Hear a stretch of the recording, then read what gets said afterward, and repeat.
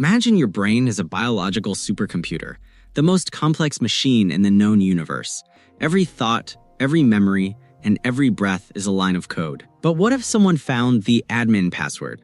What if a tiny molecule, smaller than a grain of dust, could rewrite your entire reality? We call them drugs. Science calls them molecular hijackers. They don't just change your mood, they physically reconfigure your brain's hardware. They trick your heart, deceive your lungs, and lie to your soul. Today, we are going inside the veins. We are looking at the chemical war for your consciousness. Chapter 1. Nicotine, the 7-second trap.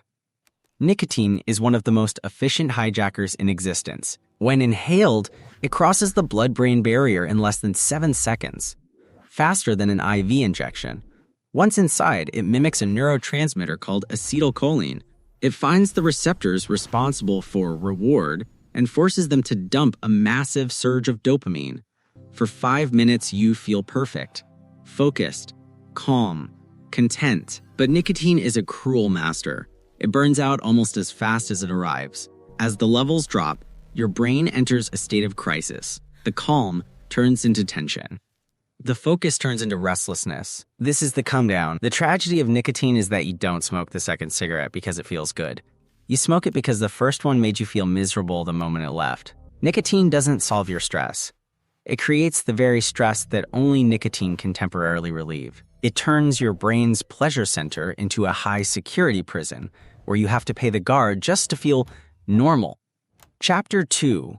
Alcohol, the system's shutdown. Alcohol is a depressant, but it doesn't start that way.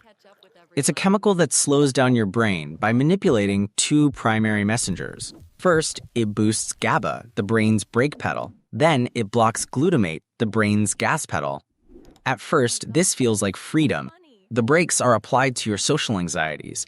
Your gas pedal for worry is disabled. You feel warm, social, and invincible.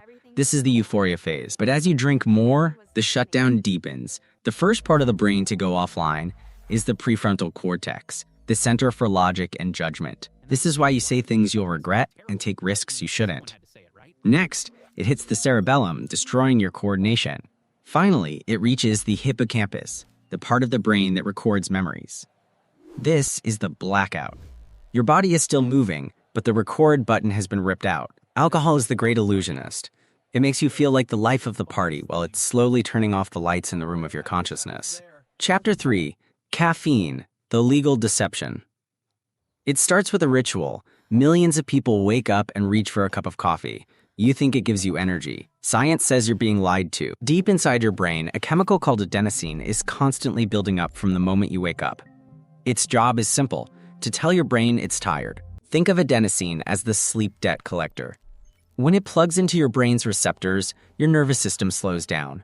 You feel heavy, you feel drowsy. But caffeine is a master of disguise. Its molecular structure is a near-perfect match for adenosine. It rushes into those receptors first and locks them. Caffeine doesn't actually give you power. It just tapes over the low battery warning light on your dashboard. You aren't energized, you are just unable to feel your exhaustion. But the debt doesn't disappear. While caffeine is busy blocking the gates, adenosine continues to pile up outside like water behind a dam. When the caffeine molecules finally break down, the dam bursts. This is the caffeine crash. A sudden, violent flood of fatigue, irritability, and brain fog. We call it needing another cup. Science calls it a cycle of biological deception. Chapter 4. Cannabis. Cannabis is a unique psychoactive drug. Its main weapon, THC, is a skeleton key for a system you already have, the endocannabinoid system. This system is the thermostat of your brain, regulating mood, memory, and how you perceive time. When THC floods your brain, it overwhelms these natural receptors. Normally, your neurons fire and then take a break. THC forces them to keep firing. This is why time begins to stretch. Seconds feel like minutes. Your senses become hyperactive. Music sounds like it has 3-dimensional layers, and food tastes like a masterpiece. But for many, this overfiring leads to a short circuit. The brain becomes hyper-aware of every internal thought, leading to intense paranoia and anxiety. While often labeled as harmless, chronic use tricks the brain into forgetting how to produce its own peace chemicals. Without the drug, The world starts to feel gray, slow, and unmotivating. It's a distortion of reality that eventually makes reality feel like not enough. Chapter 5. The Stimulants. Cocaine and AMP, meth. Now we enter the speed zone. These are not just hijackers, they are biological looters. Cocaine works by blocking the recycle button for dopamine. In a healthy brain, dopamine is released and then sucked back up to be used later. Cocaine stops the cleanup. Your brain becomes a lake of pure pleasure signals. You feel untouchable. Your heart beats like a drum. Your pupils widen as your body enters a state of hyperarousal. But within 30 minutes, the supply is exhausted. You crash into a dark, hollow depression. Methamphetamine is the nuclear option. It doesn't just block the recycle button. It forces the brain to dump every drop of dopamine it has in one massive explosion. It is 200% more powerful than a natural high. People on meth can go days without sleep because their brain is trapped in a fight or flight response that refuses to shut down. But there is a heavy price. Meth is neurotoxic. It physically rots the neurons. After long-term use, the brain loses the ability to feel any natural joy. The machinery of happiness is literally burned out. It gives you energy stolen from your future until there is no future left to steal from. Chapter 6. Psychedelics, LSD, and AMP. Psilocybin. LSD and magic mushrooms are the glitch in the matrix. They target the serotonin 2A receptors, which are responsible for how we shape perception. In a normal brain, different hubs stay in their own lanes. Vision stays in the visual cortex. Emotion stays in the limbic system. But under LSD, the barriers collapse. The vision hub starts talking to the emotion hub. You might see a sound or hear a color. This is called synesthesia. The part of your brain that creates your self, the default mode network, is turned down. This leads to ego death, where you feel like the boundary between your body and the universe has vanished. While not physically addictive, they are psychologically unpredictable. They pull back the curtain on your subconscious mind. If you aren't ready for what's behind that curtain, the experience can turn into a living nightmare that can trigger latent mental illnesses.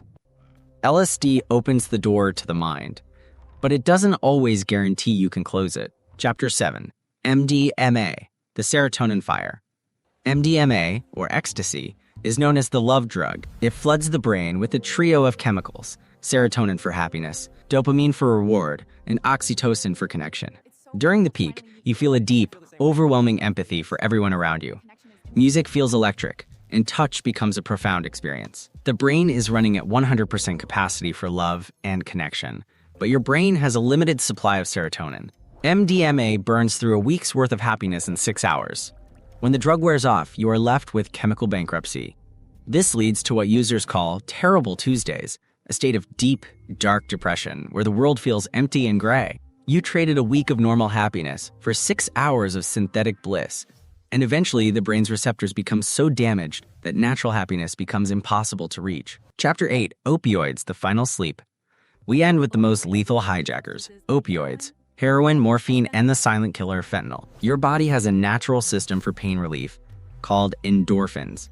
Opioids are the nuclear version. They attach to the brain's opioid receptors, creating a sense of warmth and safety that is more addictive than any other feeling known to man. It feels like sinking into the world's softest, warmest blanket, where no pain, physical or emotional, can ever touch you. But opioids also target the brainstem, the area that controls your involuntary breathing. As the drug makes you feel safe and sleepy, it slowly forgets to tell your lungs to take the next breath. You don't die in agony. You die because your brain simply turns off the lights and goes to sleep, never to wake up. This is the ultimate hijack, a chemical that promises total peace, but delivers a total end. In the end, every drug is alone. Whether it's the focus of caffeine, the calm of alcohol, or the euphoria of cocaine, you are borrowing that feeling from your future self. And like any loan, it comes with interest. The higher the high, the deeper the crash. When we use chemicals to bypass the work of living, we risk losing the very thing that makes us human. The machine is yours. The code is yours. But remember, nothing is free. Protect your machine.